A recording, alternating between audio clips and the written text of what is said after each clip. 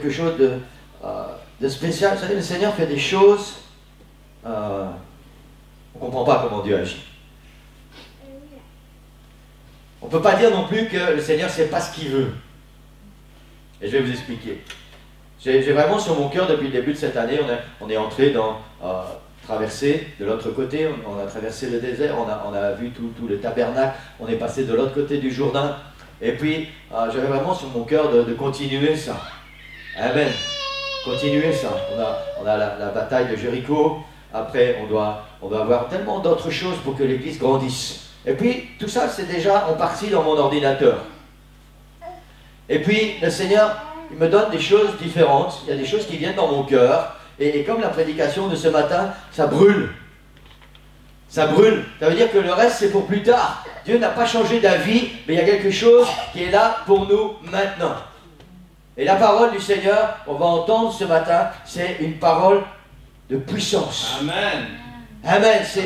C'est dommage. Vous savez, tous les pasteurs sont tristes, je crois, et tous les serviteurs de Dieu sont tristes quand on voit toutes ces chaises qui sont vides, tous nos frères et sœurs qui sont à la maison ou qui sont je ne sais pas où, plutôt que d'être dans la présence du Seigneur pour venir être bénis. Il y en a qui travaillent, donc ça, c'est pas leur faute. Mais en même temps, nous, on est là. Et le Seigneur a préparé quelque chose pour nous ce matin. Amen. Amen. Et on doit ouvrir nos cœurs, on doit ouvrir tout grand la porte. Parce que le Seigneur a préparé quelque chose de très grand, Église.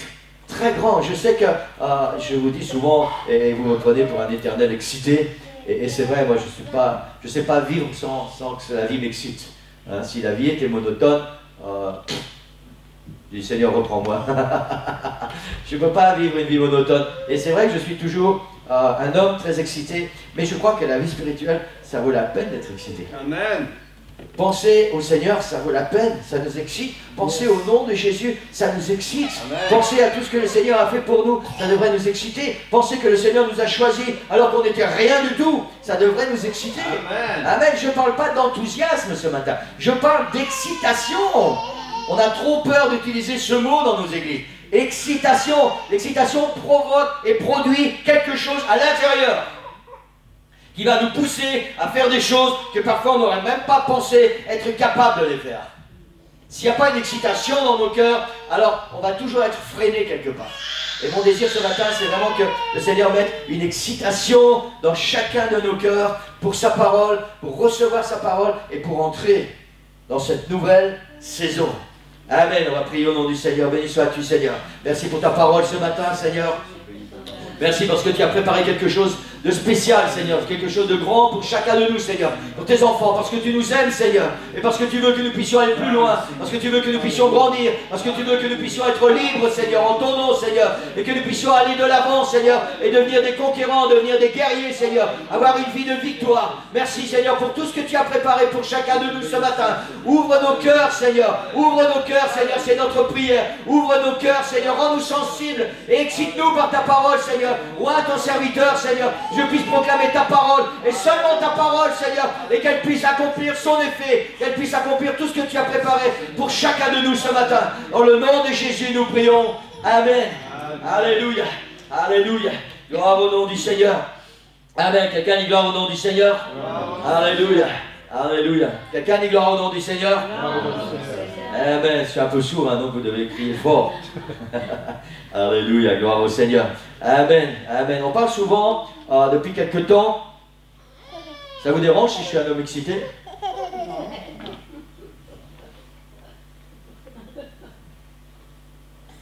Honnêtement. Honnêtement. Non. Personne n'ose répondre. Hein. Est-ce que ça vous dérange si je suis un homme excité? Non. Alors c'est mieux pour vous. Parce que sinon vous allez devoir changer d'église. Parce que moi j'ai pas envie de changer. Vous savez pourquoi je marche encore aujourd'hui avec le Seigneur? Parce que je suis un homme excité. C'est pour ça que je suis encore debout aujourd'hui. S'il n'y avait pas l'excitation dans mon cœur, je serais mort. Amen. Et je ne veux pas que cette excitation s'en aille.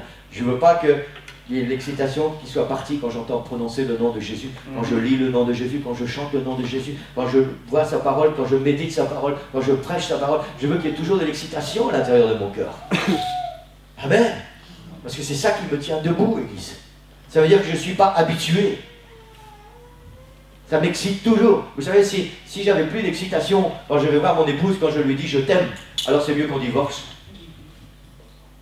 C'est vrai. Si elle est là juste pour faire potiche comme un meuble, et je passe à côté, je ne vois même pas qu'elle est là, autant que je divorce. Après 40 ans presque de mariage, ça serait dommage, non? Hein? Bientôt 40 ans, dans 3 ans. 40 ans de mariage. Elle a du mérite, hein, c'est pour ça qu'elle a beaucoup de cheveux blancs. Amen. Amen. Et moi, je veux continuer, quand elle est à côté de moi, je veux continuer quand je lui dis je t'aime, qu'il y ait de l'excitation dans mon cœur. Je veux que quand je dis je t'aime, ces mots veulent dire quelque chose. Et je veux que ça soit la même chose par rapport au Seigneur, mais beaucoup plus fort. Il faut qu'il y ait toujours une excitation dans mon cœur par rapport au Seigneur. C'est ça qui me fait vivre. Amen. Amen. Alléluia. On parle souvent depuis quelques semaines du retour du Seigneur et je vais commencer à préparer une série d'études bibliques sur la vie de l'Église depuis la naissance de l'Église jusqu'à la fin de toutes choses et on va apprendre beaucoup de choses et c'est vrai que le Seigneur revient bientôt et on doit se préparer très activement pour le retour du Seigneur.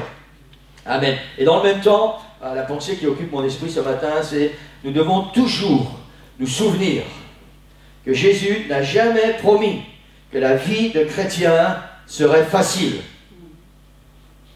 Si vous entendez quelqu'un prêcher ça, fermez votre ordinateur ou votre télévision et dites c'est un menteur. Jésus n'a jamais promis que la vie de chrétien serait facile, mais il a promis que peu importe les situations que nous allons traverser, il sera toujours avec nous. Il a dit, je suis avec vous tous les jours jusqu'à la fin du monde. Amen. Ça, c'est une parole du Seigneur et ça, c'est une promesse du Seigneur. Il nous donnera la force et le courage pour continuer et aller plus loin. Amen. Amen. Gloire au Seigneur. Alléluia. Et ça aussi, ça me réconforte. Parce que si je n'avais pas les promesses du Seigneur, il est toujours à mes côtés. Alors quand les moments sont difficiles, alors je serais tellement facilement attiré pour arrêter, pour abandonner. Mais même quand je ne le sens pas, le Seigneur est là. Amen. Même quand je ne vois rien bouger autour de moi, le Seigneur est là. Amen. Amen. Il a préparé des choses. Vous savez, avant que nous soyons nés, avant que nos grands-parents soient nés, avant que nos ancêtres soient nés, avant qu'Abraham soit né, avant que Adam soit créé, Dieu avait déjà conclu toutes choses pour notre vie. Le 6e jour, à la fin du 6e jour, Dieu avait fini de tout créer. Et il savait exactement tout ce qui allait se passer. Il avait déjà prévu les plans pour chacune de notre vie dans les moindres détails. Amen. Dans le plan de Dieu, dans son éternité, il était déjà avec nous ce matin. Yes. Alléluia. Est-ce que c'est pas merveilleux ça? Amen. Amen. Ça met de l'excitation dans mon cœur. L'apôtre Paul enseigne Timothée et lui dit, sache que dans les derniers jours, il y aura des temps difficiles. L'apôtre Paul enseigne Timothée. Et il dit à Timothée, ça c'est ce que tu dois enseigner aux églises, là où je t'ai demandé d'aller. Sache que dans les derniers jours, il y aura des temps difficiles. Si vous lisez l'évangile de Matthieu, chapitre 24, Jésus enseigne à ses disciples partiellement ce qui va se passer à la fin des temps, parce que les disciples lui ont demandé, c'est qu'est-ce qui va se passer? Et Jésus enseigne un peu à ses disciples que la fin des temps, les jours que nous vivons, vont être des jours difficiles. Donc nous ne devons pas être inquiets ou étonnés que les jours que nous vivons sont des jours difficiles. C'est une prophétie, c'est écrit dans la parole. Le Seigneur Jésus l'a enseigné lui-même à ses disciples. Ces choses doivent arriver. Et nous sommes en plein dedans. Amen. Vous allez dire, ah mais ça pasteur, c'est pas une parole d'encouragement. Hein? Et je suis d'accord avec vous. Si j'arrête de prêcher maintenant, et je vous dis, voilà, la Bible dit, l'apôtre Paul a enseigné, Jésus lui-même a enseigné à ses disciples, dans les derniers jours, il y aura des temps difficiles. Bon dimanche, que Dieu vous bénisse. Alors vous êtes les plus malheureux des hommes. Hein? Et moi aussi. Amen. Gloire au Seigneur. Merci Seigneur, parce que les choses ne s'arrêtent pas là. Amen. Amen. Alléluia. Alléluia. Alléluia. Si je vous disais que Jésus a promis et a prédit que nous allons avoir et traverser des moments difficiles et que nous allons devoir nous débrouiller tout seuls. alors nous sommes aussi les plus malheureux des hommes. Vous savez pourquoi? Parce que sans la puissance du Seigneur Jésus dans notre vie, nous ne pouvons pas traverser ces temps difficiles. C'est seulement l'Esprit du Seigneur, la force du Seigneur, qui va faire que nous allons pouvoir traverser. Amen. Amen. Amen. Et ça, c'est excitant. Ça, c'est réjouissant. Seigneur, merci parce que tu me préviens que je vais devoir traverser des temps difficiles. Mais merci aussi parce que tu m'as promis que quand je vais traverser ces moments difficiles, tu vas être avec moi, tu vas être à mes côtés et je ne serai jamais seul. Ça, c'est quelque chose d'excitant, Église. Amen. Amen. Amen. Amen. Alléluia. Je rêve du jour où quand je vais prononcer des phrases comme ça, tout le monde va être debout, en train de sauter, en train de frapper des mains et dire Alléluia, gloire au Seigneur. Amen. Amen. C'est plus qu'un rêve, c'est une vision parce que ça va arriver. Amen. Ça va arriver. Amen. Je sais ce que le Seigneur est en train de faire. Je sais comment le Seigneur prépare les choses. Alléluia. Et je sais qu'un jour, il y aura tellement d'excitation dans votre cœur que vous allez oublier qu'il y a des chaînes. Vous allez vous lever, vous allez vraiment louer le Seigneur. Vous allez être excité avec la parole du Seigneur. Vous allez frapper dans vos mains, vous allez crier. Vous allez devenir plus excité que le pasteur. Amen. Imaginez un peu comment vous allez devenir. Amen. Amen. Le Seigneur va vous préparer, hein, parce que c'est pas facile hein, d'être un éternel excité. Alléluia. Amen. Gloire à ton nom, Seigneur Jésus. Alléluia. La vérité, c'est que Jésus nous a prévenus que nous allons vivre des moments difficiles, mais il a déjà pourvu pour que nous puissions être victorieux. Amen. Il a déjà pourvu pour que nous puissions être victorieux. Vous savez, Dieu n'est pas un Dieu inconscient. Un papa inconscient qui envoie ses enfants à la bataille et dit débrouillez-vous. Et j'espère vraiment avec tout mon cœur qu'ils vont gagner, qu'ils vont être victorieux. Si c'est ça le Dieu que nous servons, il faut vite changer de Dieu. Hein? Si c'est le papa céleste que vous servez, il faut vite changer de papa. Le Dieu que je sers, Église, avant de m'envoyer me battre, avant de m'envoyer combattre, il a déjà remporté la victoire à la croix pour moi. Et il me dit, peu importe si tu dois aller te battre, moi j'ai déjà remporté la victoire et tu as l'autorité en mon nom. Ça c'est le papa que je sers, ça c'est le Dieu que je sers. Et ça aussi ça m'excite. Amen. Amen. Alléluia. Alléluia. Vous savez pourquoi David, quand il traversait la vallée, pourquoi David a écrit, quand je marche dans la vallée de l'ombre de la mort, je ne crains aucun mal? Parce qu'il avait compris ça. Il avait compris que peu importe ce qui se passe, peu importe les moments difficiles qu'il allait traverser, le Seigneur était avec lui et le Seigneur allait l'aider à être victorieux. Amen. Amen. David, c'était aussi un homme excité. Tellement excité qu'un jour sa femme elle s'est moquée de lui. Elle a dit, comment toi, le roi d'Israël, tu peux t'abaisser devant le peuple si bas? Et David a dit, moi je veux continuer d'être excité pour Dieu. Je veux continuer d'être excité pour l'Éternel. Et je vais m'humilier encore plus bas pour que lui soit élevé. Amen. Alléluia. Alléluia. Je ne sais pas si je vais arriver à prêcher aujourd'hui. Hein. Je suis vraiment excité. Hein. Oui. Amen. Amen. Alléluia. Alléluia. Alléluia. Bien avant, c'est une parole puissante, Église. Écoutez bien. Bien avant que Jésus ne meure sur la croix, bien avant qu'il ne ressuscite, il avait déjà remporté la victoire totale sur le diable. Yes. Ah. Comment c'est possible, pasteur? Jésus ne pouvait pas avoir remporté la victoire avant de prendre la victoire. Dans les plans de Dieu, de toute éternité, il avait déjà remporté la victoire sur la croix. Après, c'était juste le temps où ça devait s'accomplir littéralement. Mais Dieu avait déjà remporté la victoire. Amen. Amen. Seigneur, c'est pas un Dieu qui fait des plans au jour le jour quand il se lève le matin, dire bon, aujourd'hui je prends mon agenda, qu'est-ce qu'on va faire aujourd'hui? Non, non, non, non. De tout temps, le Seigneur avait déjà prévu chaque chose. Et bien avant la croix, il avait déjà remporté la victoire. Bien avant la croix, Satan était déjà vaincu. Amen. Amen. Gloire au nom du Seigneur. Alléluia. Alléluia. C'était dans les plans de Dieu depuis toujours. Et rien, ni personne, ne peut empêcher les plans de Dieu de s'accomplir. Amen. Amen. Amen. Rien, ni personne. Yes. Vous savez, quand Jésus était sur la croix, Satan il a réuni son comité et il a dit, hey, les gars, C'est le moment de se réjouir, on va faire la fête, parce que celui qui voulait nous faire mourir, lui, il est en train de mourir. Et ils ont commencé à faire la fiesta, je ne sais pas s'ils ont sorti des sifflets, s'ils ont gonflé des ballons, et ils ont commencé à se réjouir, parce qu'ils pensaient que du fait que Jésus était sur la croix, du fait qu'il allait mourir, alors ça y est, ils ont gagné tout. Yes. Et eux ne connaissaient pas la suite.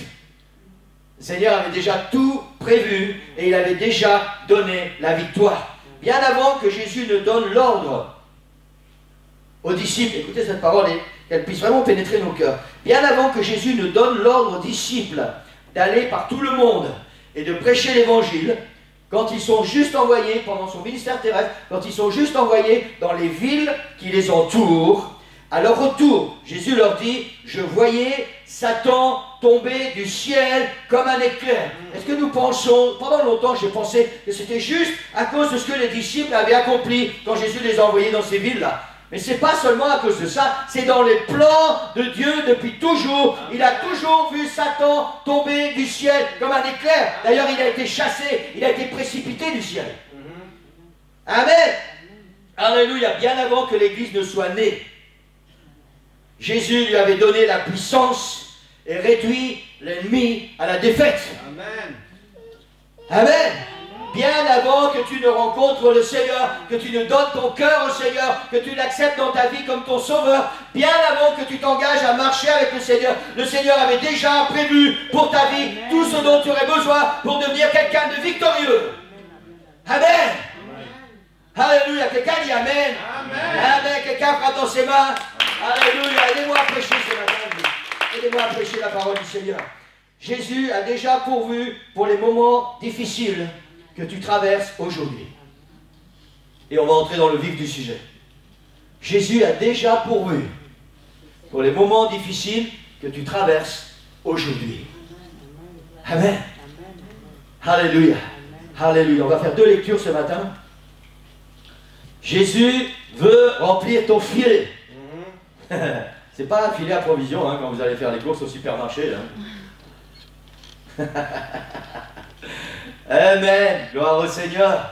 Jésus veut remplir ton filet. Amen. Quelqu'un peut répéter ça? Jésus veut remplir mon filet. Amen. Amen. Alléluia. On va faire deux lectures ce matin.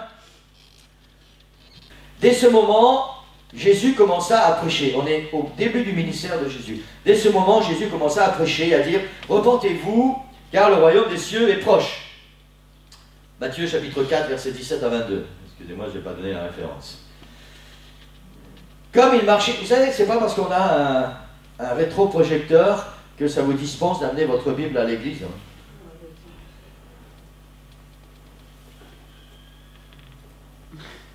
Ah. Peut-être quand vous allez sortir, vous allez avoir besoin de votre épée là. Hein. La Bible, c'est l'épée de l'esprit. Hein. Peut-être quelqu'un va vous rencontrer et vous allez devoir ouvrir votre Bible. Hein. Continuez à sourire. Comme il marchait le long de la mer de Galilée, il vit deux frères, Simon appelé Pierre et André son frère, qui jetaient un filet dans la mer, car ils étaient pêcheurs. Il leur dit, « Suivez-moi, et je vous ferai pêcheurs d'hommes. » Aussitôt, ils laissèrent les filets et le suivirent. De là, étant allé plus loin, il vit deux autres frères, Jacques, fils de Zébédée, Jean, son frère, qui étaient dans une barque avec Zébédée, leur père, et qui réparaient leurs filets. Il les appela, et aussitôt, ils laissèrent la barque et leur père, et le suivirent. On va faire une deuxième lecture, dans Jean chapitre 21, versets 2 jusqu'à 12.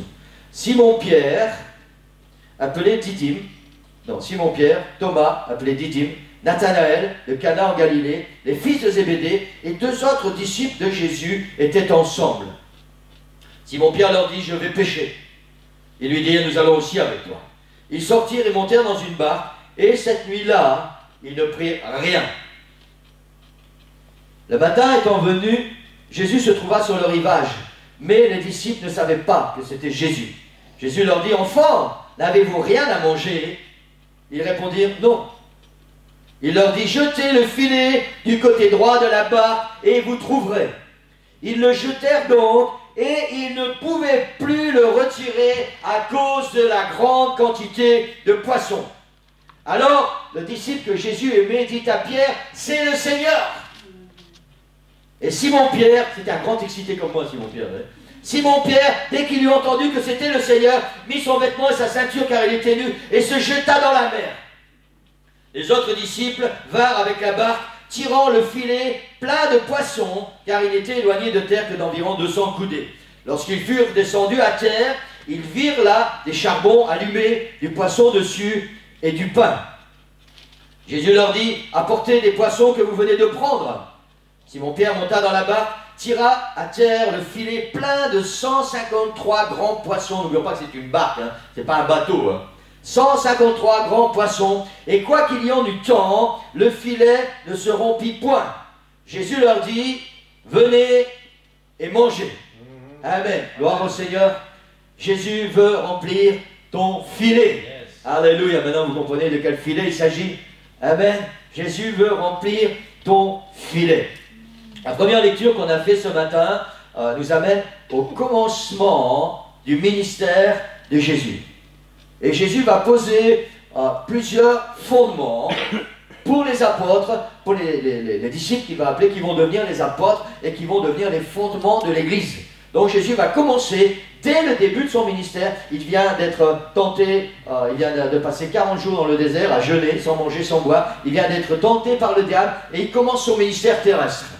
Amen. Et il va poser les fondements de ce que va être la vie de ceux qui vont décider de le suivre. Amen. Gloire au Seigneur. Cette rencontre est très symbolique. Jésus aurait pu aller chercher des paysans ou des bergers. Jésus est allé chercher des pêcheurs. Le métier de paysan, le métier de la terre, est un métier très difficile.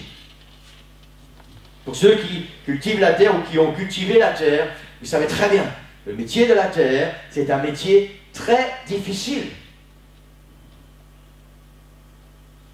Mais en même temps, au départ, c'est un métier qui ne demande pas vraiment de foi.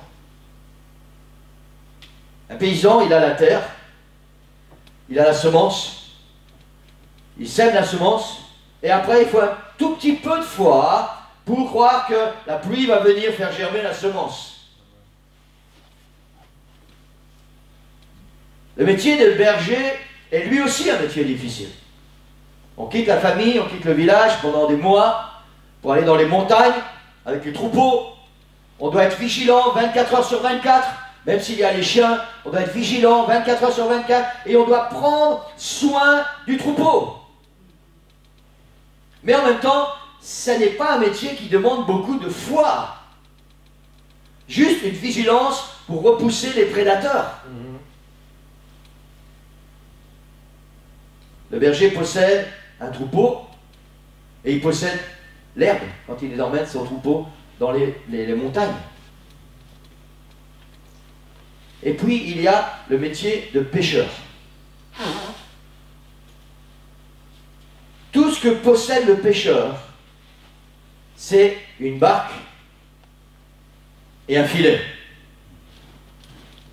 Peut-être vous allez dire, oui, mais c'est normal. Pour aller à la pêche en mer, il faut une barque ou un bateau et il faut un filet. D'accord. Mais tout ce que le pêcheur possède, c'est une barque et un filet. Ensuite, il faut beaucoup de patience et de foi pour croire qu'il y a des imbéciles de poissons qui vont venir se prendre au piège dans le filet.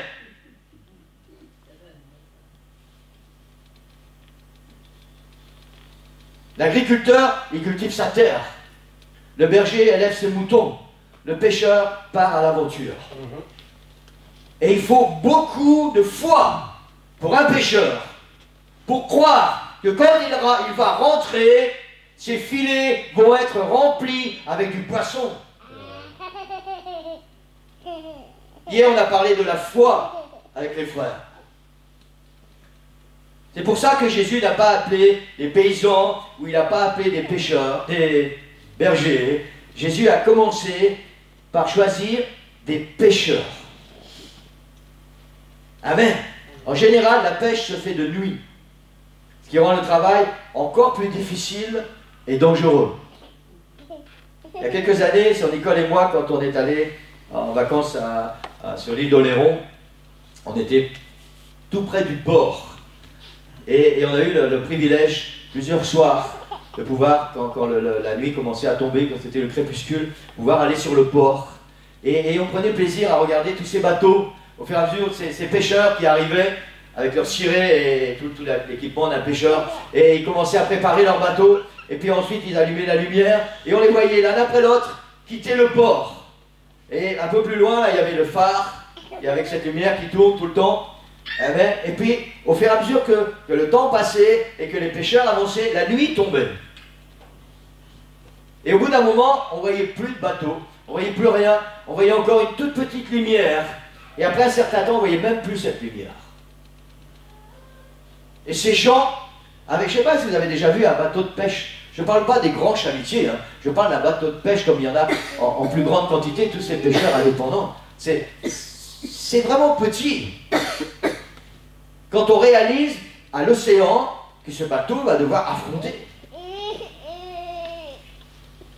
Et ces gens partent au péril de leur vie, sur une mer parfois déchaînée, en espérant trouver du poisson qui va leur permettre de vivre.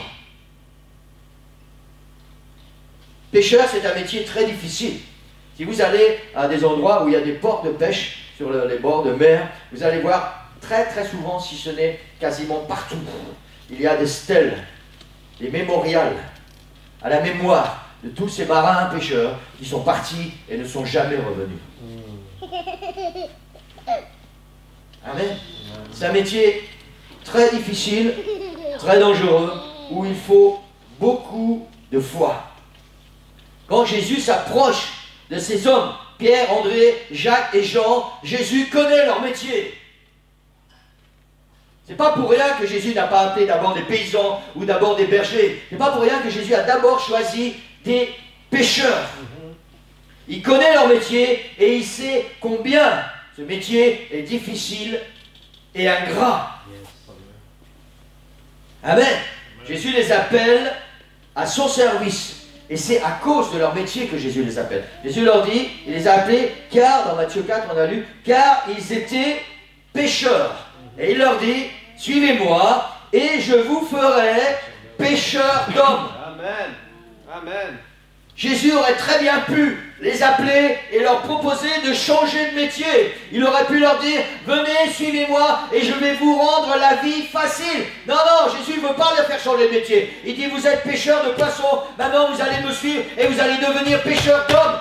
D'office, Jésus met les points sur les i. Il leur dit, je vous appelle, vous allez me suivre, mais je vous garantis une chose, que la vie ne va pas être facile. Je suis persuadé que quand ces 4 hommes ont entendu Jésus leur dire « Venez avec moi et je vous ferai pécheurs d'hommes », ils ont très bien compris ce que Jésus voulait leur dire. Ils savaient ce que c'était leur métier. Et ils ont très bien compris que la vie pour suivre le Seigneur ne serait pas une vie facile. Amen. Amen. Jésus leur dit « Suivez-moi et je vous ferai pécheurs d'hommes ». Devenir pêcheur d'hommes n'est pas un métier, si vous me permettez cette expression ce matin, on parle d'enfant de Dieu. Devenir pêcheur d'hommes n'est pas chose facile, bien au contraire. Je vous ai dit tout à l'heure, Jésus n'a jamais promis que si tu le suis, la vie va être facile. Jamais. Devenir enfant de Dieu, disciple de Jésus-Christ, n'est pas un engagement facile.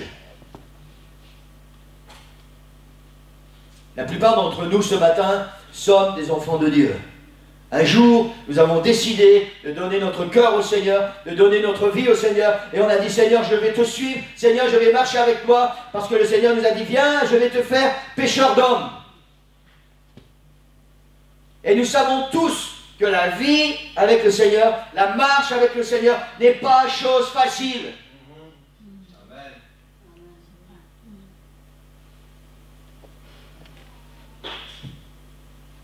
Beaucoup de prédicateurs, de grands prédicateurs, télévangélistes, prêchent la prospérité. Tu oublies que marcher avec Dieu, c'est difficile. Tu oublies que tu dois mettre ta foi en action. Tu oublies que tu vas devoir faire des sacrifices. Tu oublies que parfois tu vas passer des nuits blanches. Tu oublies ça. Dieu est un Dieu de prospérité. Amen. Vous savez quoi? Ça, c'est pas la parole de Dieu. Amen. Jésus a appelé ces hommes. Il leur a dit, suivez-moi et je ferai de vous des pêcheurs d'hommes. Ça demande beaucoup de travail de servir le Seigneur. Beaucoup de difficultés. Beaucoup de luttes. Beaucoup de foi. J'espère que je ne suis pas en train de décourager quelqu'un là ce matin. Beaucoup de nuits blanches sur des océans déchaînés.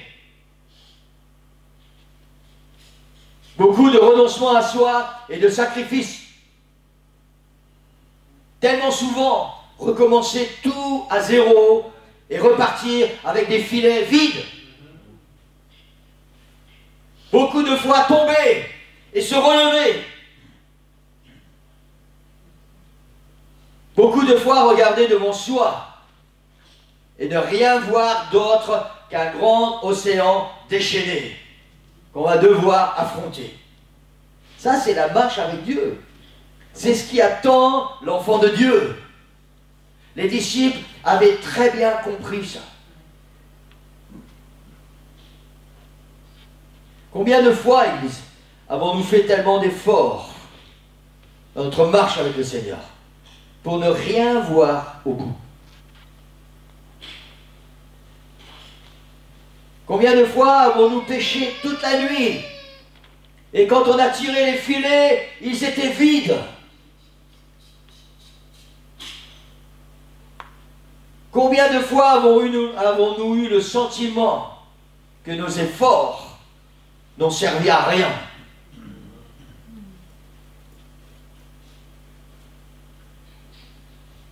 Peut-être que quand tu vas te coucher le soir et que tu réfléchis sur ta vie, tu te dis que c'est trop difficile. Je parle à des enfants de Dieu ce matin. Le Seigneur parle à ses enfants. Il connaît nos cœurs. Peut-être que ce matin, tu regardes la vie, tous ces efforts que tu as fait jusqu'à maintenant, et tu te dis que c'est trop difficile.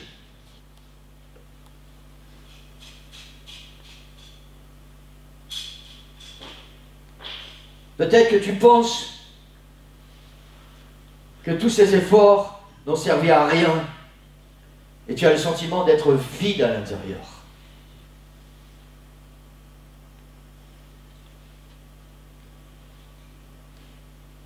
Peut-être que tu as donné au Seigneur tout ce que tu as pour son service.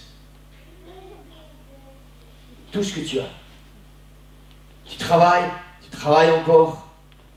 Et pourtant, il n'y a pas des fruits réels dans ta vie.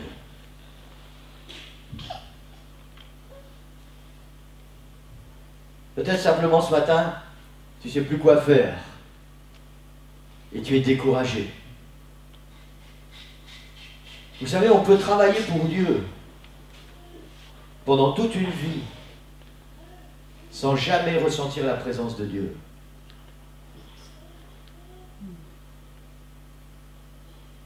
Et arrive un moment où tout ce travail nous décourage. Parce qu'on dit, Seigneur, mais je t'ai donné ma vie, Seigneur, je travaille pour toi 24 heures sur 24. Parce que l'important, ce n'est pas de donner notre vie pour travailler pour le Seigneur. C'est d'avoir la communion avec le Seigneur. C'est lui qui est la source de notre vie.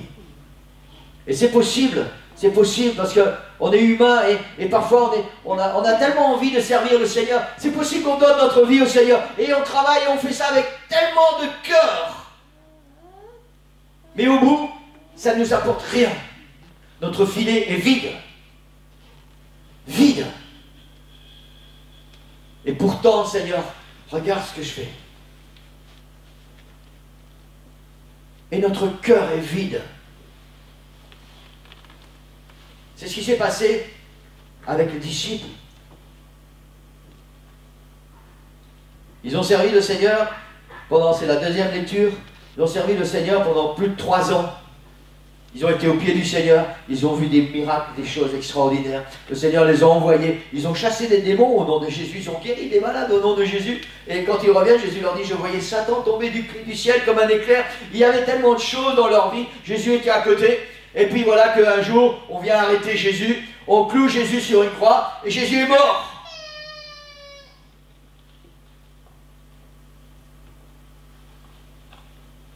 C'est vrai que 2 fois déjà, Jésus est apparu. Mais vous savez, comme un fantôme, ils ne connaissent pas ce Jésus-là.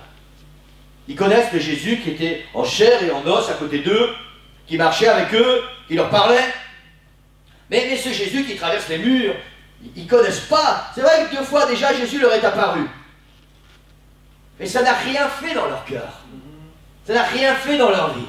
Et puis c'était juste quelques instants, très brefs. Et à nouveau, ils se retrouvent là, seuls. Et peut-être qu'ils ont ressenti la même chose que tu ressens ce matin, du découragement. À quoi ça a servi qu'on suive Jésus pendant plus que 3 ans? À quoi ça a servi qu'on abandonne notre Père, qu'on le laisse travailler comme un malade, et qu'on suive Jésus? Et aujourd'hui, Jésus est mort, il est où Jésus? Qu'est-ce qu'on va devenir?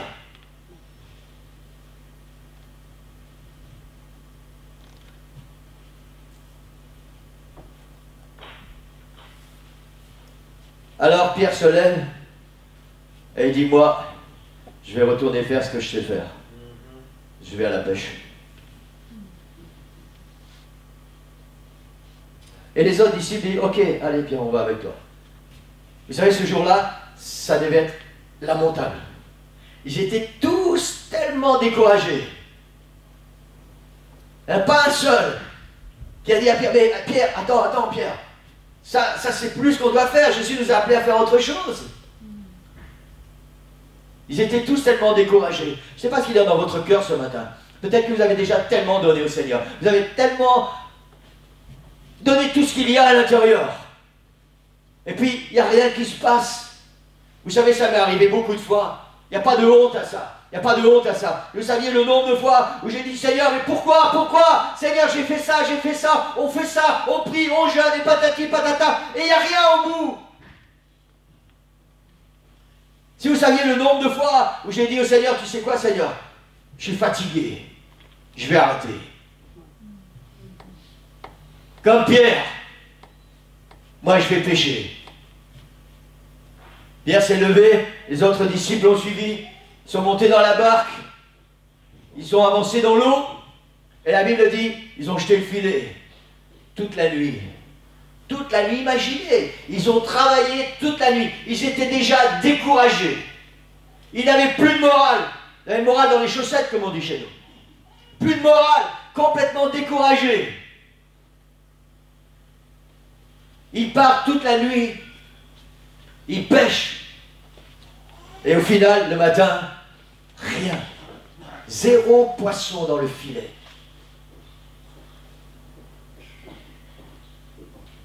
Je ne sais pas si le Seigneur parle à quelqu'un ce matin, mais je crois que oui. Je crois que oui. Amen. Amen. Ce que les disciples ne savaient pas, c'est que pendant qu'ils étaient sur la mer, dans cette barque, avec ce filet, et désespérément regarder et tirer, et il n'y avait rien. Pendant ce temps, Jésus était sur la rive, et il était occupé à préparer quelque chose. Amen. Et ça, c'est la bonne nouvelle ce matin, ils disent. C'est la bonne nouvelle. Ça peut arriver, et ça va certainement arriver trop souvent, que tu vas être découragé, que tu vas faire des choses, tu vas dire, Seigneur, je vais faire ça pour toi, je vais faire ça pour toi. Et au final, tu regardes et tu dis, mais Seigneur, ça sert à quoi? Parce qu'il n'y a pas de fruit, il n'y a pas de résultat, ma vie n'a pas vraiment changé, je parle de toi, je parle avec des gens et j'essaie de les attirer. Et puis, ces gens-là, ils ne veulent pas vraiment s'engager avec toi. Et parfois, on est découragé. On prie, on jeûne, on fait tellement d'efforts. Partout où le Seigneur nous demande d'aller, on y va. Et puis au résultat, on voit qu'il n'y a rien qui bouge. On dit, Seigneur, mais qu'est-ce qui se passe? Et on tire le filet dans notre vie, et le filet est désespérément vide. Vide. Vous savez quoi, Église? C'est pas grave. Le Seigneur ne va pas vous punir à cause de ça. Le Seigneur ne va même pas vous tenir rigueur, parce que c'est normal, c'est un sentiment humain. Mais on ne doit pas rester comme ça. Et le texte qu'on a lu tout à l'heure,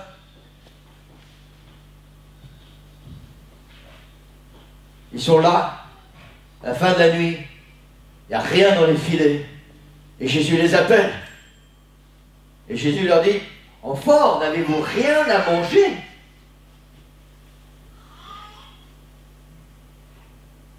N'avez-vous rien? Et ils n'ont rien. Et qu'est-ce que Jésus dit? Vous savez, le Seigneur fait des choses insensées, humainement parlant.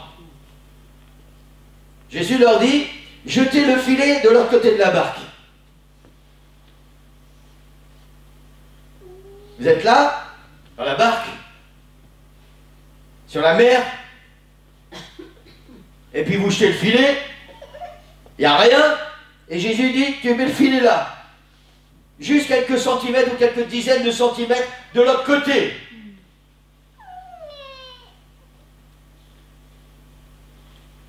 Et qu'est-ce qui s'est passé?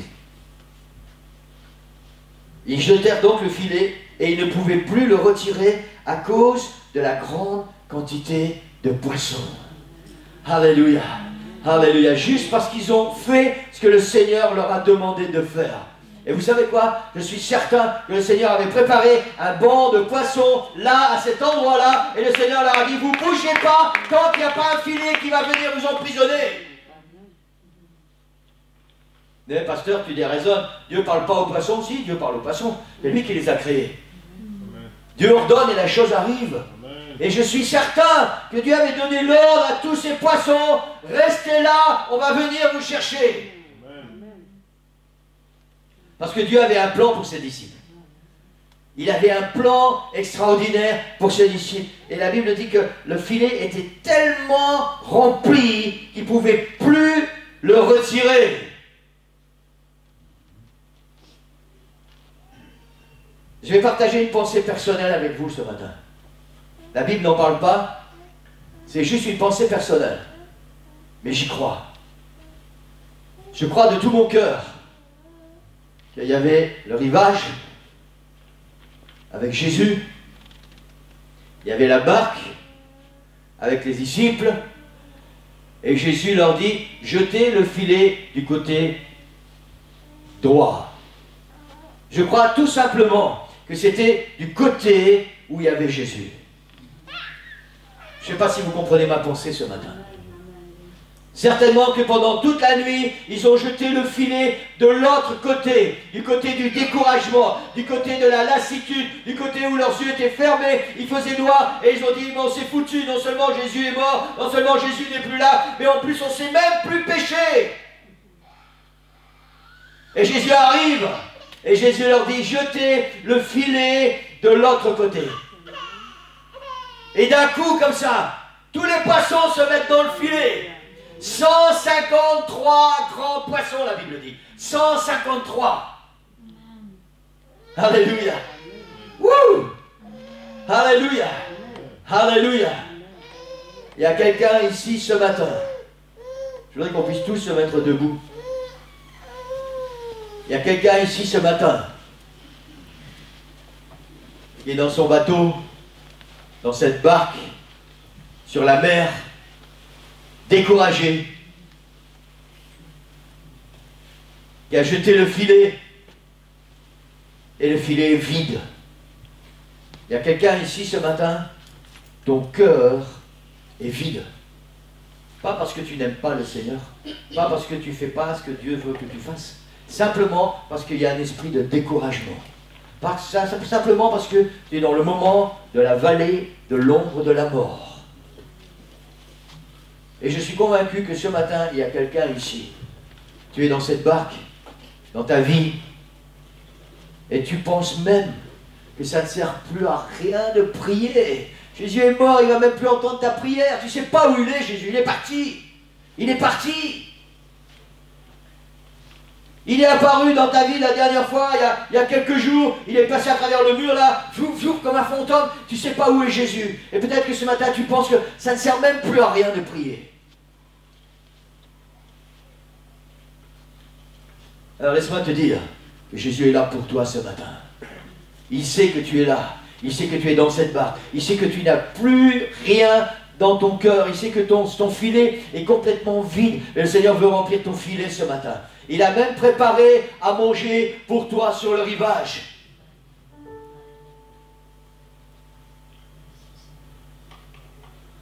Alléluia. Alléluia. Alléluia. Tout ce que tu dois faire ce matin, c'est jeter le filet de l'autre côté. Ça veut dire tourner tes yeux de l'autre côté. Tu penses que Jésus t'a abandonné, tu penses que Jésus est parti, tu ne sais pas où il est de l'autre côté, il est là sur le rivage, il a préparé quelque chose pour toi, et juste en dessous de toi, là, il y a une bénédiction, il y a plein de poissons qui vont remplir ton filet, il y a une grande bénédiction qui va remplir ta vie, le Seigneur ne t'a pas abandonné, il est là pour toi ce matin. Alléluia, alléluia, laisse-moi te dire que si ton cœur est vide ce matin, si tu ne sais plus quoi faire, si tu ne sais plus où aller, si tu n'as même plus envie de prier, ni de te tourner vers le Seigneur, écoute la voix du Seigneur. Le Seigneur t'appelle, il dit, est-ce que tu n'as rien à manger? Est-ce que tu n'as rien dans ton filet? Est-ce que ton cœur est vide? Alors jette le filet de l'autre côté, je suis là. Est-ce que tu entends ma voix? Je suis venu pour te bénir, je suis venu pour te remplir, je suis venu pour te donner ce dont tu as besoin ce matin, pour te donner la force, pour continuer d'aller de l'avant, et pour être quelqu'un de victorieux. Alléluia, alléluia. Si ton cœur est vide ce matin, jette ton filet, regarde, écoute la voix du Seigneur, regarde vers le Seigneur et dis, ok Seigneur, je vais faire ce que tu me demandes de faire. Alléluia, c'est tout ce que tu as à faire ce matin.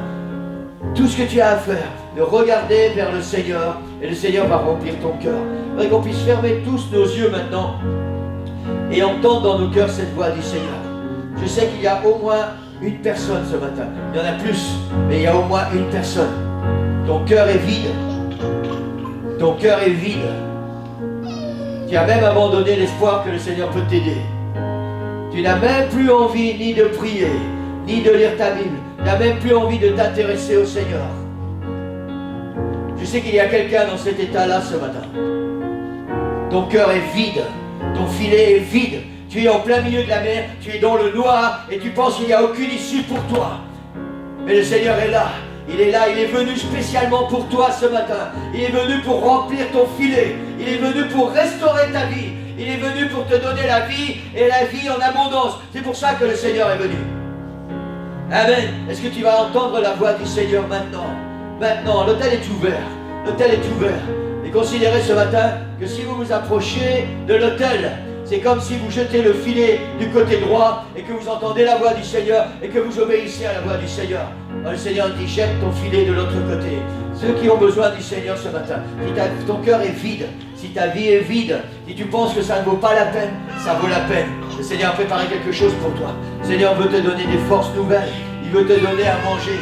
Vous savez, sur le rivage, le Seigneur avait déjà préparé un feu, un barbecue. Et sur ce barbecue, il y avait du pain et du poisson. Il y avait toute la nourriture nécessaire pour que le peuple, pour que les disciples puissent se fortifier, ils puissent réjouir leur cœur et reprendre un nouveau départ.